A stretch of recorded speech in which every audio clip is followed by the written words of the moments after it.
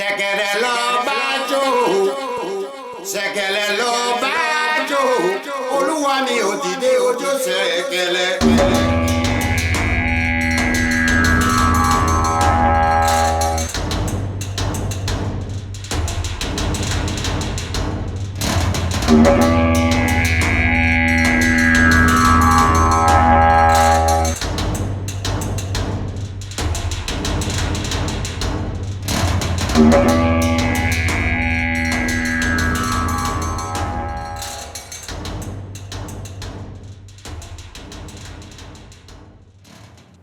Hello and welcome to the Ashen Forge. I am Phantom X, as always joined by Diggs and the legendary Neurotoxin.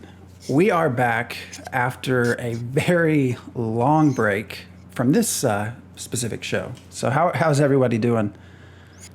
Great. Doing good. Yeah, no, this is exciting. It's been 4 months since we've done anything, and 7 months since we've actually covered Ashes of Creation. So quite a bit has started to happen over the last, few months, I guess. Couple of months, yeah. Yeah, enough that it's time to get back into it and start talking. Stephen did a huge live stream. I think it was a couple of hours. I didn't watch the whole thing. But anyways, there's a lot of information, a lot of different information, a lot of questions that touched on just about everything. Now, we're obviously not going to get through all of those tonight.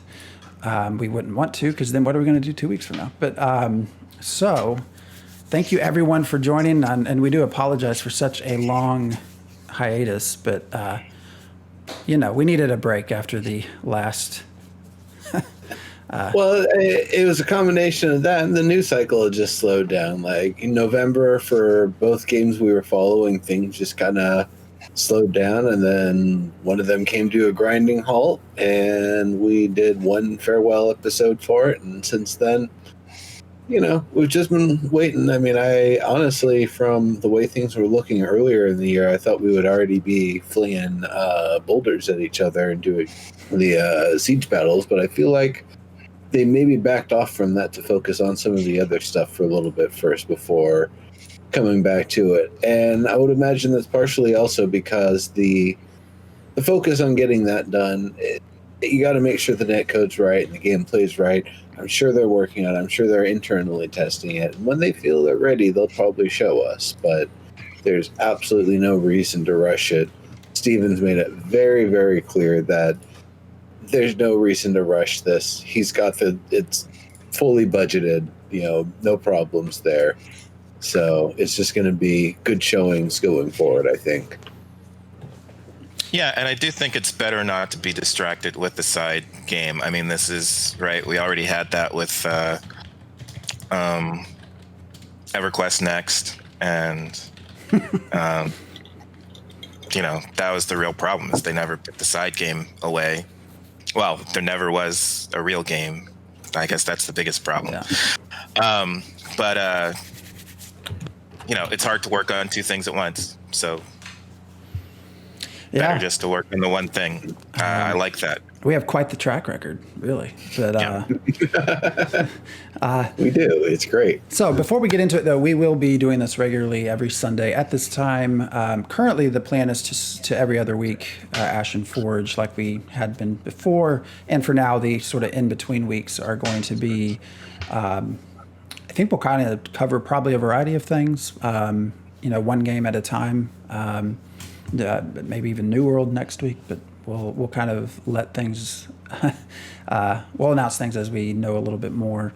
But this has been fun. A whole new intro, whole new screen, kind of as it says, new dawn, moving on.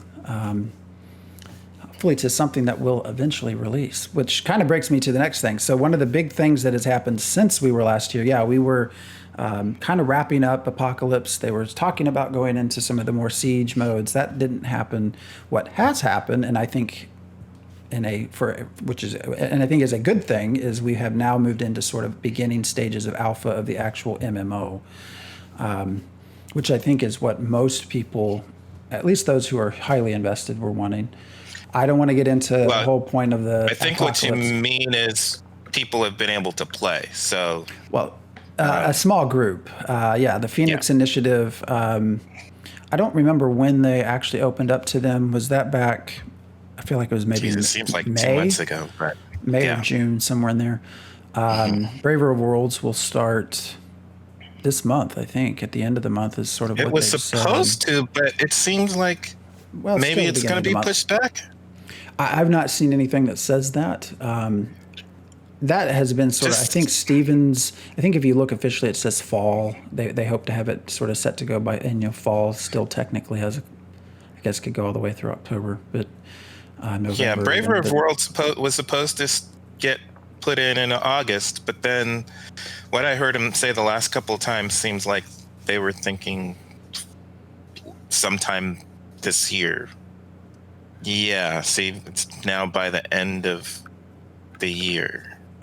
Well, which is not what it was before, but I don't mind. That's fine. I can get over that. I do mind. I'll have a hard time getting over that. But I'm ready just to play something. That's been the hardest thing. I sort of, I've gone back through the World of Warcraft. It's boring as hell. I even re-upped EverQuest. I find enjoyable, but just old. For an hour or two, it's cool, and then it was sort of, this is the same old thing without the friends. I'm so bored. He's playing D&D with his kids. Yes, I'm going to give the opposite version of that, which is it's awesome that you're doing that. That's actually been a lot of fun. Yeah, it's something I've always wanted to do. I never had anyone to play myself with, and so now my kids are getting enough. Old enough to sort of get into it. So we actually finished our first campaign today. I've even wondered about the idea of Ashes of Creation. First campaign with their characters. Correct. Yeah. Right. With their characters, they will all, and they fit perfectly. I could go on and on about that, but I won't. Let's, that proud papa. Hey, put the RPG back in mmorpg. Absolutely. Mm-hmm. Druid and a rogue fits. When's my game gonna be basically a giant AI dungeon master for the entire server? That's what I'm looking for. Still looking for. That kind of brings me in a roundabout way to one of the questions we were going to kind of get into, which I guess also as a dev post, or I forget exactly how it's worded, a forum post for a dev discussion, which is about multi-boxing. That is what I was doing with EverQuest. Obviously, I do not have the guild I had 20 years ago. So set up, basically a 3-character multi-boxing setup. Had fun. That has been a question that kind of came about more so, I think, on the live stream that he did. There was a question about multi-boxing. I have the specific, will it be allowed and is it considered pay to win? Which I guess is 2 sort of different questions. The answer was basically yes, I think, right? Yes, but with restrictions. It's probably something that there is no definitive concrete answer he can actually give at this time, but for the scope of what he could say during the Q&A is that they're thinking about making it that you can multi-box if you're doing original inputs on each box, that you're not duplicating inputs from one to another or using automation of some other kind. So that's kind of like the fair version, and it makes it really tedious. And I would hope that it's so tedious that the amount of attention required to play each character is such that you're just not going to be able to multi-box like that. But then, of course, there's the actual detection side of thing and the security side of things, and making sure that that somebody's interactions appear genuine. They don't just have a bot that's programmed to have delays and do stupid things every once in a while to seem like a regular player, maybe even say something in chat every now and then. So it's there's a lot to it. There's a lot of technical stuff. There's a lot of the legal stuff. There's a lot of the design decision. I would ask this, though. Instead of talking about the hypotheticals, let's say they had perfect technical... Well, Let me give you this hypothetical, I guess is a better way to put it. If they had the perfect ability to execute it exactly how they wanted to, no matter what that way was, do you think that they would allow it or should allow it?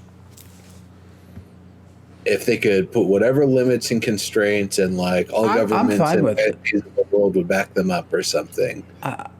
I don't see. I mean, restrictions are fine. The pay to win question, I don't understand necessarily. I think the pay to win might have to do with if you're doing multiple accounts. Well, but see, it's an account. I guess the question for me comes down more so to: are you running, 2 computers, 2 sets of keyboards, 2 mice, or are you running, basically just a program to send keys to different, to the different end clients that you're running? I can see that as probably more problematic. Things can get really out of control. I guess I personally don't see a problem with dual boxing or even sometimes having 3 characters. So I think that decision's fine. You do have examples of where it is a problem. EverQuest specifically, when they started going back through their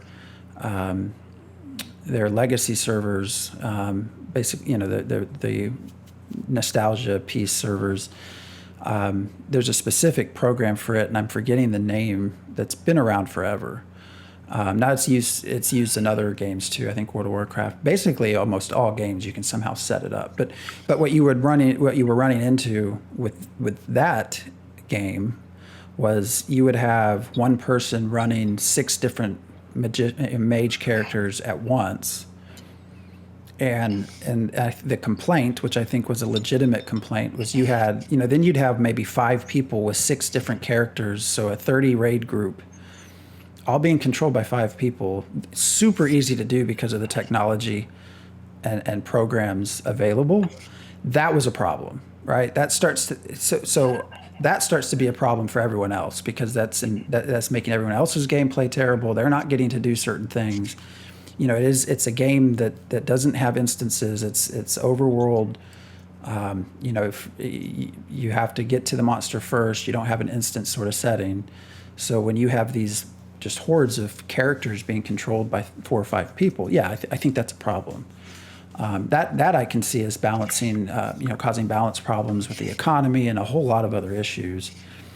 I'm not sure how you get around that.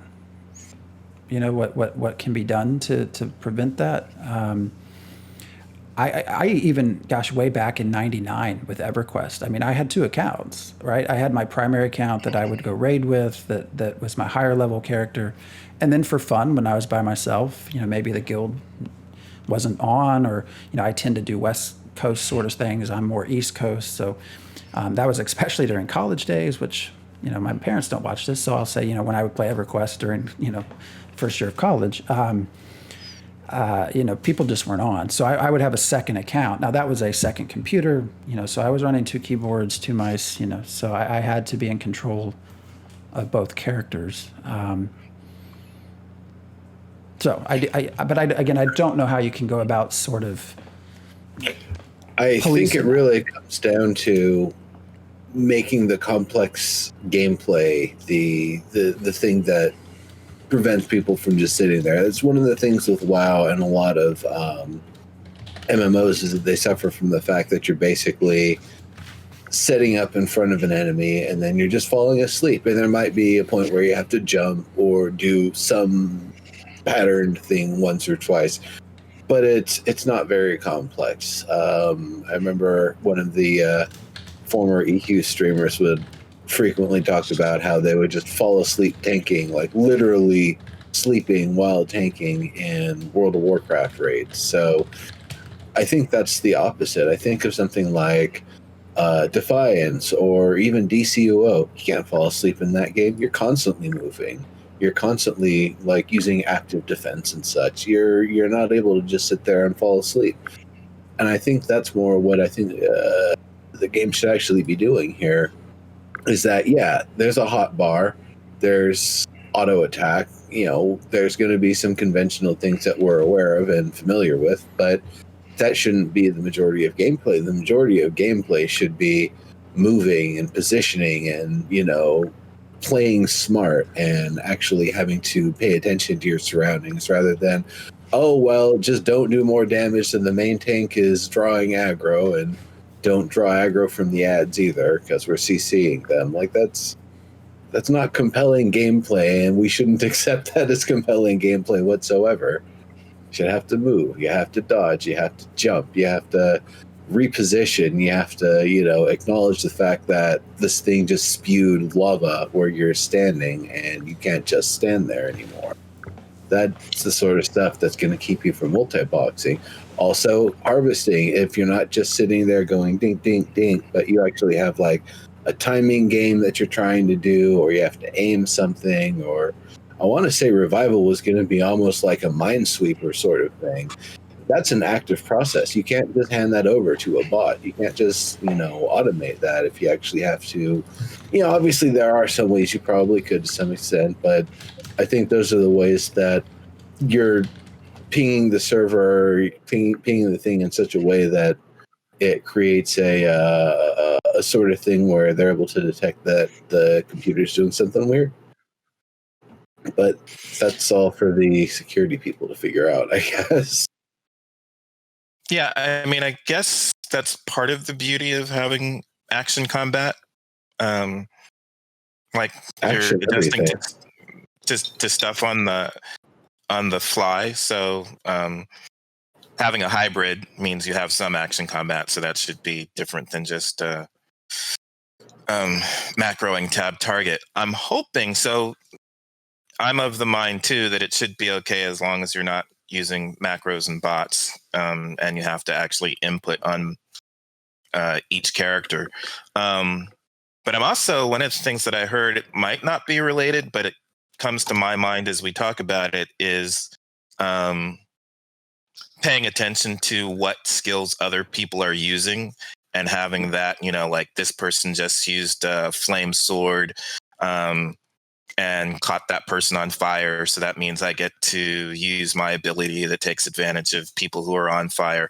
All that kind of stuff that's kind of happening in real time. I'm hoping that will also add some complexity. But one of the things that I've been really looking forward to with MMORPGs that I haven't experienced yet is that EQ2 tried to do somewhat, but didn't work well, is playing off of each other's abilities and learning how each person likes to play, and taking advantage of that and thinking through that versus cookie cutter. You're supposed to use this form of fireball.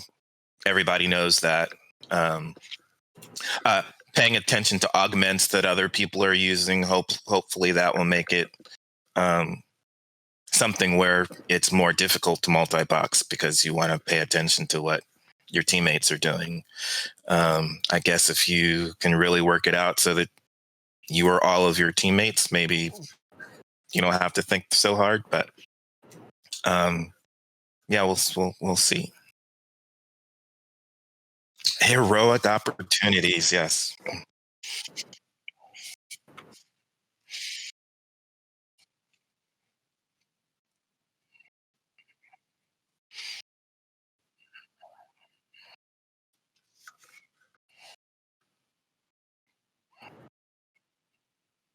Yeah. Mm-hmm.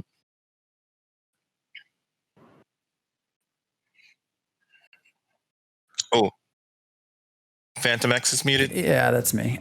You get to a certain part in the heroic opportunity chain, and if you weren't familiar with the people you were playing with, and they clicked it before you did, that could get very frustrating. But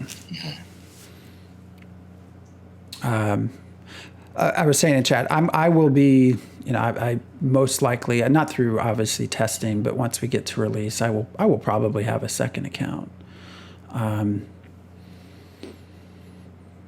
So, I mean, I just think of like, and this isn't necessarily a perfect example. I just think of like Darkest Dungeon, for example, or a system like that where you would maybe have a character that applies bleeds, or a couple of characters that apply bleeds, and then one character has a special ability where they clear all the bleeds off the thing they hit and hit it for some just ridiculous amount of damage and knock the shit out of it. And that's the sort of interplay I think would be interesting, that you can stack different sorts of things in different ways, and then one character's ability is that they force all of that damage through by using some special ability of theirs, and then it has some other effect or something like that to it. We don't really see a lot of that. I think the idea in MMOs that somebody's applying debuffs and somebody clears those debuffs, it's like, what are you doing, guy? I spent all that time debuffing him. I think people would normally resent it because it's not the way that I think MMOs have generally been designed and that we've been trained to play them. So I think that'd also be an aspect that'd make it a little bit more interesting, that, okay, you've got a fire stack, an ice stack, and a lightning stack on it. Now you've got some dude who stabs it in some way, and it's now more vulnerable to all those three types for the next 30 seconds. That's awesome. I'd love to see that. Mm-hmm. So that's the sort of interesting combinations and abilities and stuff like that, and with the 8x8 sort of combinations and variations, and then all of the other intersections that you can kind of upgrade and modify your character with. There's got to be so much room for that sort of stuff, to make those sorts of abilities. It's just, let's see which ones make it in, which ones don't, and how much variation we have across the characters and across player to player and character to character, how they play, how they configure. Mm-hmm. I guess to me it will just basically come down to what is the purpose of having multiple accounts. If someone's purpose is to go grab a legendary world boss, one, I don't think that will be possible. Well, I guess it could. You're going to be spending a hell of a lot of money in monthly subscriptions, but that I think, again, is a problem. If it's someone who's just sort of out running around, otherwise would be soloing, maybe getting some resources, I think that's fine to have a second account that you're managing, as long as you're actually managing it. Mm-hmm. So that is where I stand on that.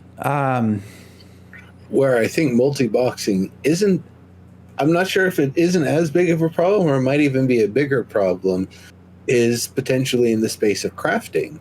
The idea that you do actually have the ability to make everything yourself, instead of one character not being able to be the top harvester, the top resource refiner, and then the top producer of products. And so being able to just have their own crafting pipeline and infrastructure, I would imagine, is something that would be very advantageous. Even more so, I kind of worry that somebody who's doing that would maybe recruit a couple buddies, and they have like 5 characters that 3 people are just running 24/7. That's definitely going to give a small group a huge advantage. And if you multiply that force factor by like a large guild, and you've got 100 people doing that sort of thing, that's world-changing level of economic power that they've just got in their hands, just constantly running. Well, but we wouldn't need to multi-box that typically. So where we would need to multi-box that is if we needed multiple characters crafting something at the exact same time. Typically, we don't encounter that in mmorpgs. But one of the questions I have had about crafting is similar to multiple necromancers casting a spell, or multiple mages crafting a golem, summoning a golem. Will there be stuff like that for crafting where we have to have multiple characters working on something at the same time, and you get I sure hope kind so. of aggregate effect? I sure hope so. I feel like we don't know enough yet about the system necessarily to kind of make a decision on that. That was a thought that I also had, Neuro. if you do have 2 or 3 accounts, how easy will it be to do that? Create your own chain, more or less. I think the bigger concern will be. What do you mean by chain? Supply chain. Yeah. But why do you need multiple accounts to do that? So instead of spending 4 hours harvesting and 4 hours breaking down those materials and then 4 hours crafting them and then maybe an hour getting them to a market, you've just got 3 characters that are running that are doing all of those processes in tandem. So now you're across 12 hours, you've done the process 3 times instead of 1 time. Well, and I also don't think you can multi-box. Because you can't do all that stuff in the same space. Well, also, I think in my head, it's more when you start getting more specialized into certain areas. If you're able to run 2 or 3 of your own characters, that, again, this is where I guess we just don't know enough yet to make a judgment. But presumably, obviously, if I am a farmer, I could potentially even be like super specialized within farming of some sort. So not even just all crops, but specific types. Would it be beneficial to have a second character that can fill in what now I can't? It's but more that's so specializing. Character, not account. Well, I guess you have a point. You have a point there. I mean, I could still see. I see what you mean now. As far as you're not necessarily processing everything at the same. You're not going out and harvesting at the same time. Again, that we just don't know too. Is crafting going to be like you have a 20-minute timer on certain things? Because then I'm waiting 20 minutes on this. I'm going to take my other character and go do something else. But the other concern is freeholds, right? So obviously we know land will be a premium of some sorts. I don't know how much it'll be like ArcAge, but there will not be, unlimited amounts. And I think at some point way back, even Stephen had talked a little bit about, could you be a realtor in the game, more or less, right? Buying and selling land. And that could potentially be a viable gameplay option. So we know that land's going to be important. So, who's to stop me from having 3 accounts and I get 3 freeholds all right next to each other in a prime spot or something like that. I think there's just still a lot we don't know about. And so when we don't know things, people immediately... a large amount of people immediately, it's a bad thing. Multi-boxing, that's antisocial. You're not wanting to play with others. This is an MMO. You're supposed to play with others. You're going to ruin the economy. I just think of it again, going back to the analogy of D&D, the idea of like multi-boxing characters. Like I have never gone into a D&D campaign being like, okay, I'm going to be a Hexblade Centaur and I'm going to be an Azamar Cleric. And those are my 2 badasses, and they're going to perfectly synergize. Like, every DM's going to look at me like, you're full of shit. Get out of here. Like, unless they specifically said, roll 2 of the most badass characters, and one of them's going to die. All right, cool. I see. Leadership feat and get a cohort. I don't think 5th edition has that. But I do think about like 2nd edition when you get to level 10 and stuff like that, and you get your little fort and whatever. We basically, Neuro and I have basically done that in the campaign that we're going to be playing later today. It's all NPCs that we've hired. We don't do anything. But I won't talk about that here. All right, so we could probably make a whole show out of this, but we are halfway through, and there are a couple of other things that I think we thought were fairly interesting to talk about. Before I forget, one thing I've noticed, and this is just Maggie and Steven and just the team in general, there's been a noticeable improvement. I don't want to say, I guess improvement, increased use of social media and sort of spreading the word. Like, it's been clearly noticeable and it's been clearly helpful. So I guess kudos to whoever decided to push that button, because, all over Twitter and everything else, it's been good to see so many other people getting really interested in this game. Because as I've said, Every MMO needs players. I will not go into the other game that it drives me nuts that's currently in development, and people don't seem to understand that you need players for long-term success. But anyway, there's just been a very clear. They've been on some large YouTubers have done some videos, some live streams. So, and it all seems to be organic. I don't know if it is or not, but it feels like it is, and I guess perception is all that matters. So, so that being said, world bosses. That was the other one that kind of we started getting into a little bit. And it was kind of two components to it, right? So I think the one that we talked most about pre-stream a little bit was the idea of who gets what if two groups decide to go after the same monster, right? And essentially you do get some benefit if you tagged it first, right? Is my understanding. That's one.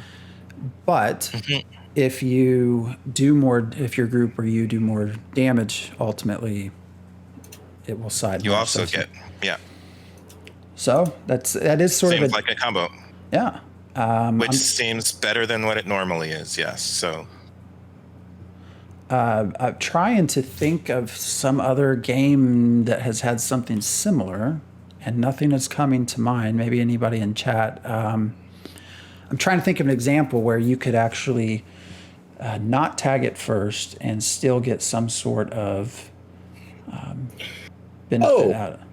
Trove. Everybody's in a party. If you're in proximity, you're on the team. But it seems like it's got to be that way if your node is getting attacked by some kind of monster. It can't be, okay, well, I didn't tag it first, so, okay, I'm just going to I'm not going to get any experience. I'm not going to participate. Yeah. You had a reaction to that, Neuro, so I'm very curious as to why. Well, the thing for me when I think about what should or shouldn't be available to people to participate, I think of it more along the lines that there could be whole complete items that are exclusive to the people that got the first hit. Sure, that's fine. There should probably be pools of things that are kind of distributed to everybody. Experience, for one, it sounds like is going to be based on the damage contributions. But why not, if the thing's dropping, coin, why is that not just evenly distributed or, fairly distributed based on the experience input sort of ratio? Everybody contributed. The thing's got piles of the stuff.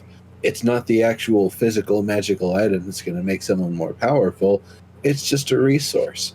I feel like it would be a lot more encouraging. And then even with that, there could be some resource the thing has. You just killed 1,000, broad-leafed evil tree creatures. You've just got piles of leaves everywhere. Why should it only be the people that tagged it to get access? It's a common resource, basically, that this creature is dropping.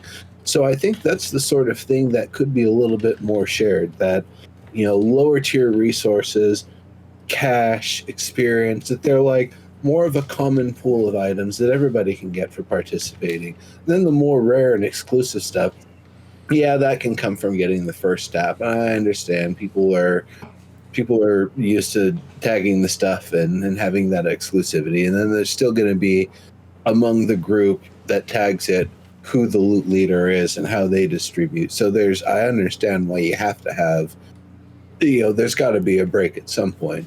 But I feel like common pools. You just killed a gigantic dragon with like 8 people. Cool. Group A of 4 and Group B of 4 can split the scales evenly. The scales and the teeth and the claws and stuff like that. And, the heart and, some special weapons or whatever from it. Maybe only the group that got the tag is the one that gets it. But I feel like that would be a lot more encouraging for group play and helping out, and especially defense. Yeah, and as Black Viper 7 asks, what about healing? Does it calculate healing?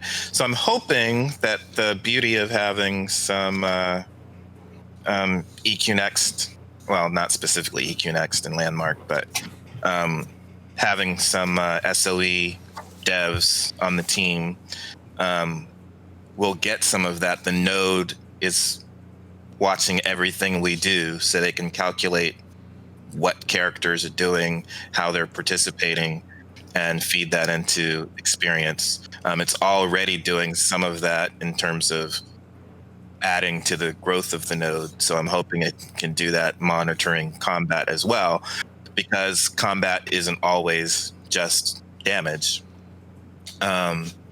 Healing could be a factor.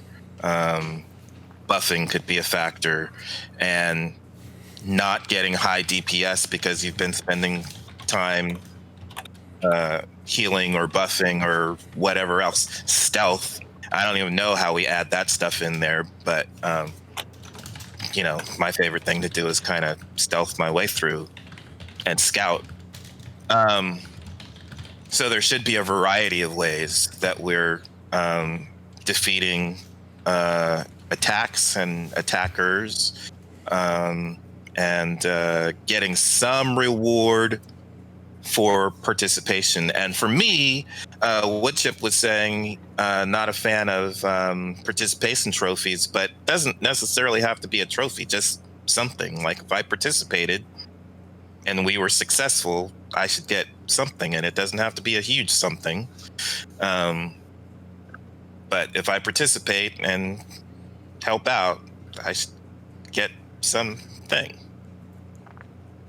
I think it's the thing that's always discouraging and disincentivizing of teamwork when you're playing you're playing and you're seeing someone getting beat up in the field. This happened to me constantly in WoW, so I eventually just stopped.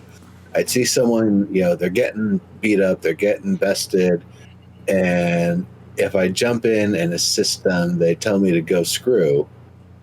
I didn't take anything from them. Like in this case, I didn't even take anything from them. And they still just don't want me there and don't want my presence. So, I understand from that perspective that maybe people don't like that because, they think that somebody's going to be poaching on their territory. Fine, whatever. This is a different sort of game. You have both elected to go to the point of influence that is producing level 40 monsters. You didn't end up there by mistake. Maybe you don't want to party up. That's fine. You see someone that's about to get knocked over, you're probably going to be asked to help revive them in a second anyway. And, I don't know how that stuff's going to work. Or maybe not. But, you help them out. Okay, you get the last few hits in. You get a couple coins for it. You get like a few hairs off its ass or something, whatever. It at least kind of feels a little bit better.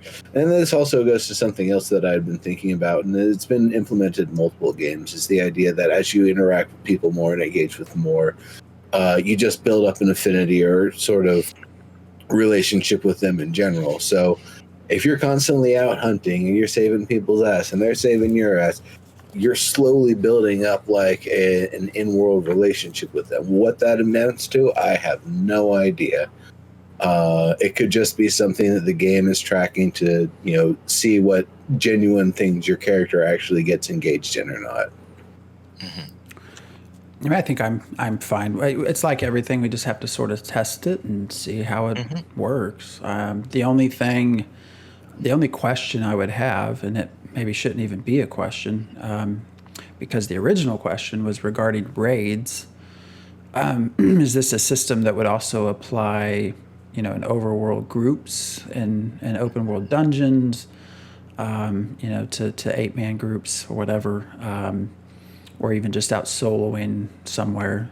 Then I would have some more concerns or questions, right? If someone tries to grief or is just following you around, waits for you to tag, and then steals it from you.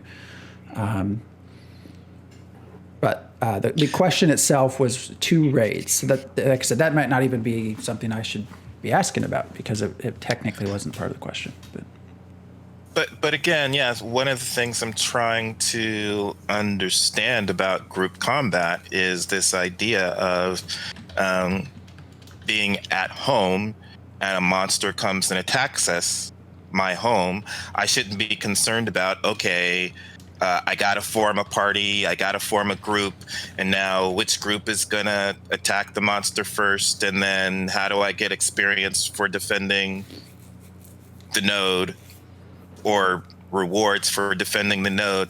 I can't get anything because I wasn't in the group that tagged it first, or second, or maybe even did the most or secondary damage. Like, how does all of that stuff work? Because it should just be something attacks our home and we all decide to defend it and we get something for defeating it.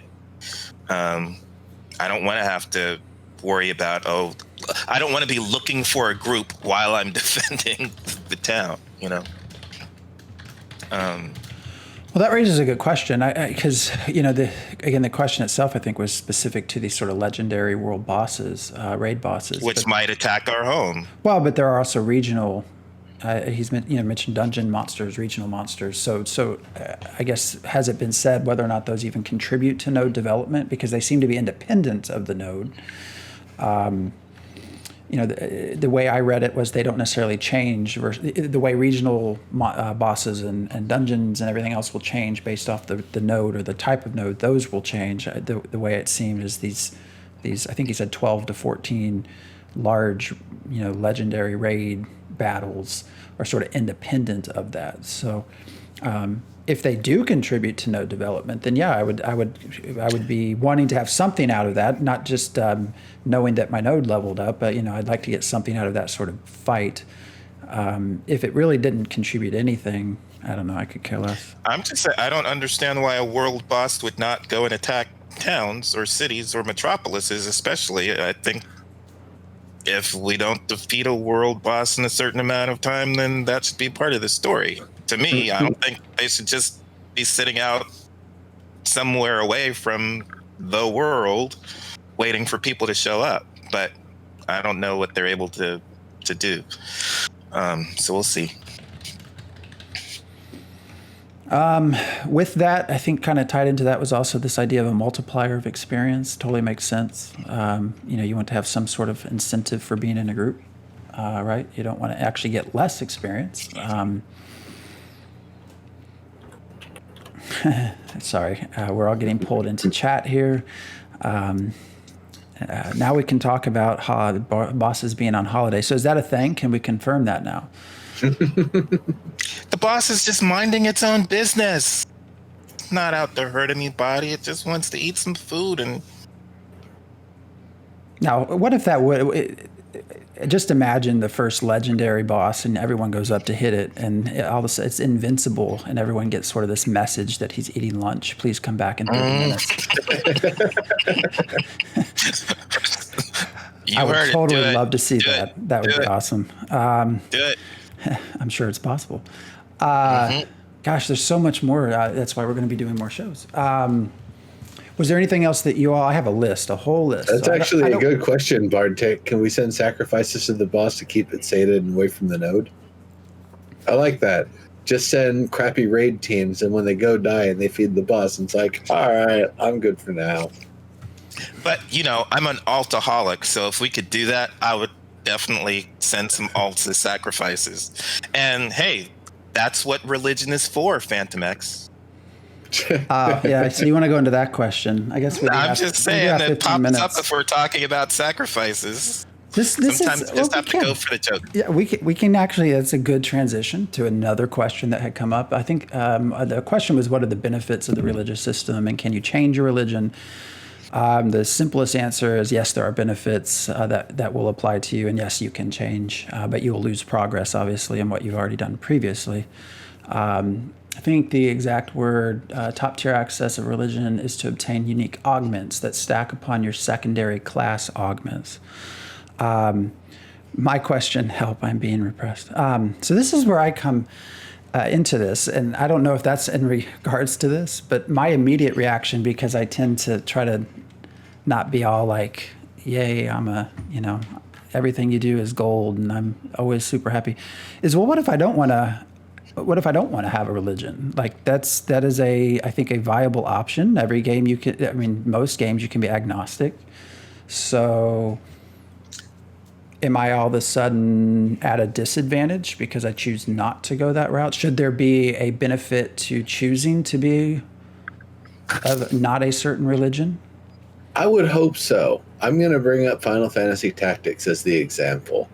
If you dropped your character's faith all the way to 0, you were immune to magic.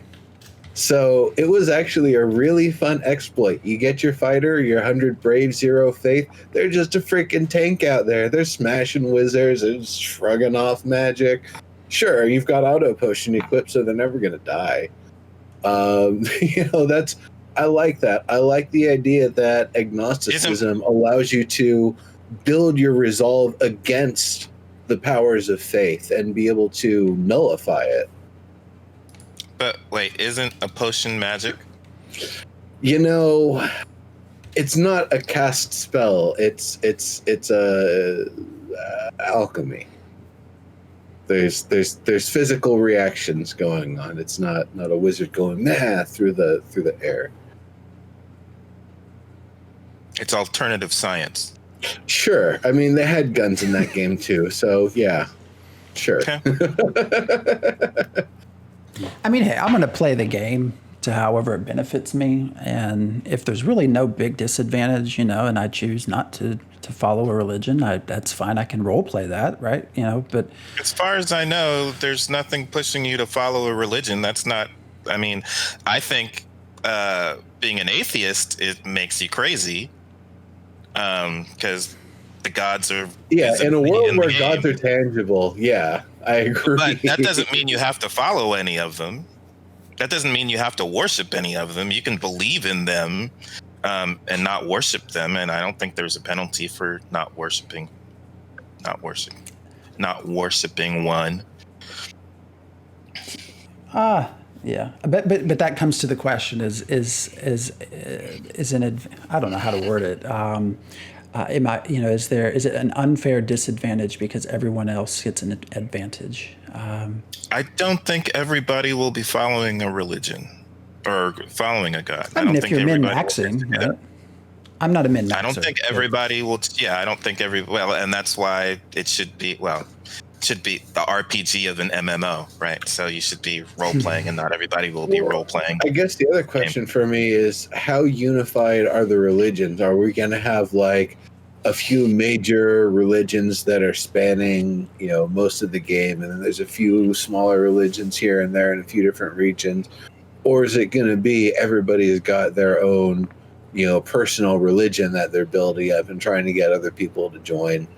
We're following specific gods, so it depends on how many people push the particular god, and it's going to be different on every server. Right, but every region. You might worship Marduk differently than I worship Marduk, and it might be that we both go with Marduk's teachings, but apply them in different ways. I don't think so, because we have specific things that we'll have to do in order to build the religion. So I think the worshiping aspects won't be very different. We'll have to see, but I don't think so. Well, I mean, I guess that's really the question I have is, what's the variance or the uniformity of religion going to be? Like, is it going to be something where if a religion gets big enough, it ascends to the point where it's got its own pope or something? Like, yeah? For sure, yep. I hope not. There's a benefit to having the most religious, doing the most quests or whatever. So yeah, you move up through a hierarchy and you get kind of like mayor type benefits. It's not quite at mayor level, I don't think, but that kind of idea. There is some kind of hierarchy for doing the most religious quests. Yeah. I'm suddenly just, again, this whole idea of role playing. I had a whole sort of scenario set up to the other game we used to cover. I think I might just pull that into here, and I can incorporate it into that. I will follow this religion, and I will be a unfaithful follower. I will do it only for the recognition, and we'll see where that gets me. It's just an interesting question.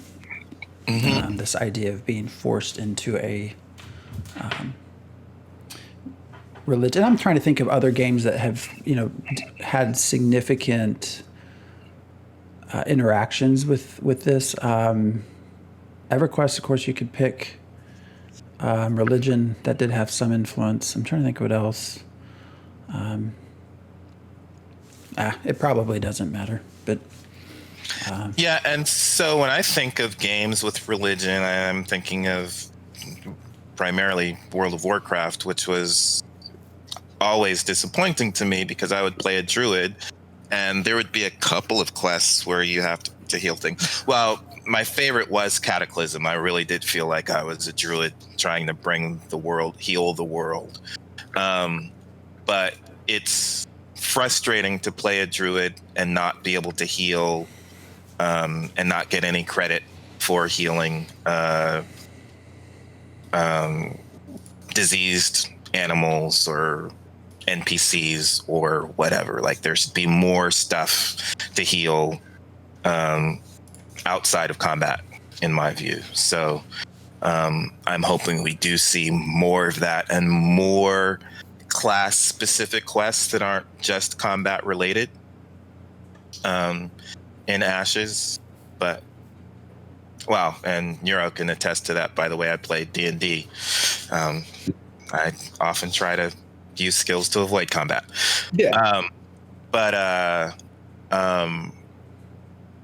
Yeah, I just wish that there didn't have to be such a focus on combat in order to proceed and play a role. There are different roles than just combat, and that's what we have crafting is for and all that stuff. But Yeah. I've suddenly have this idea in my head now, and maybe I shouldn't share it, but I have this idea of role playing into somehow being in a religion, working my way up the hierarchy within that religion. And I know part of the answer to that question included that there will be quests and other things unique to the religions and also to where you are within that religion. I don't know how that affects advancement of the religion and other things like that, but suddenly I'm having this idea of being this faithless one and constantly failing at the quests that advance that religion. To see what happens. You should try it. That's how I end up with 24 alts. I don't want 24 Let's test alts. this. I know you don't, but I'm saying that's the mentality that leads me to do all that. What if I try this? Yeah. Well, we are getting towards the end. What else? Diggs is saying that's better than what we often hear about Diggs. So usually it's blank you Diggs. Simple 3-word. Refrain. Very simple. Mantra. Easy to understand. You get the meaning. So there was a lot more on that list, but we have plenty of time going forward. So anything else that sticks out? Anything else to comment on multi-boxing or the religious side? Or one thing that's funny to me is so the subject of spiders came up. And Steven was basically something along the lines of like, all right, well, deal with it, tough it out. And, this, blah, blah, blah. The idea that I get from it is like, yeah, okay, people have seen them in every other game. Here's another game that you have to deal with them with. But it is still a thing that messes with a lot of people. And people recognize that spiders are something that messes with a lot of people. So I guess I wonder, now I don't have a problem with them, but what alternative would you offer instead of a spider? Is there a reasonable crawling creature, like if you replace it with a giant blob or something? Not that you do it for everybody, the people that want to have no spider mode. Or is there not going to be a no spider mode and people are not really going to be able to have the full true escapist experience to get away from, fucking spiders in their goddamn video game? So I don't know. I think ants and termites. I think there's other stuff that would be can be just as creepy. Usually that's a colony instead of a more solo type predator. But yeah, I mean, spiders. I think they do a good job of kind of creeping me out. I get some feels from it, but not as horrible as, I don't know, other stuff could. I think that most game developers are nice. They don't make spiders like as fast and jumpy and just as horrible as they ought to be. And so that's one of those other things that, like, they're these things, they're slow, they're cumbersome, they walk up to you and try to like bite you or poke you or something. And it's whatever. It's not the scariest implementation of a spider. It's not nearly as scary as like this is going to sound heartless, but my question comes, all right, that immediately the question that forms in my head is how much time and money will it take to create that sort of thing versus how many people are actually affected that you're going to lose business. I know that sounds terrible because we should be trying to get everyone in the games as possible. That is actually a good question. I mean, I hate to have it come down to like a cost-benefit analysis sort of thing, but no, you're right. Like, people say they're triggered by spiders, but they'll still play the game. How do you get spider silk? Spider silk is in like every role-playing game there is. It's essential to crafting. I guess you're trading for it? Worms that make silk. There's other. You could do the thing where you put the spider genes in the goat, and then you have the goat that makes the spider silk. They do that. I mean, the thing that terrifies me in game, well, initially was, and I think it was playing EverQuest, was the blind spell, like fighting in combat and suddenly the screen going blank, and you're like, what the hell just happened to my computer? Spiders don't quite do that in a CRPG. So when they get to the point that the spiders can actually make me feel the pain of the venom, and I am actually stuck in the web in a cocoon and can't get out, like all of that would kind of get me. But I don't think they can quite go that far yet. Well, then you should be questioning your life choices if you're at that point. I want the poison. I want to feel the poison. All right. Well, it is 9:00. Again, thank you everyone that has come out and joined us. We're very happy to see so many people after being gone for so long. We will be doing this regularly every week. Again, for now, the Ashes, this show, the Ashen Forge, will be every other week. That could always change. Obviously, if there's something big that happens, once actually alpha opens up, things might change. We will be allowed to stream that. Well, at least that's the current plan. I will be in that next wave. So, Steven, if you're still watching, it's come on. Oh, wait, my watch is over here. I am very eager to get in and help. But we, like I said, we'll probably obviously stream that as well. I don't know that it will be part of the show. It might be separate, but we will be here every week doing something. And I think that the current idea is possibly to maybe even talk a little bit about New World next week. So if people are interested in that, certainly come back and join us, because we have a lot to say about nothing, and we try to make it fun. So. Again, thanks for coming. This was a really good night, and we all can't thank you enough for joining us as we meander through mmorpgs. So everyone have a good rest of your Sunday and a good week. We'll see you next week. See you later, folks.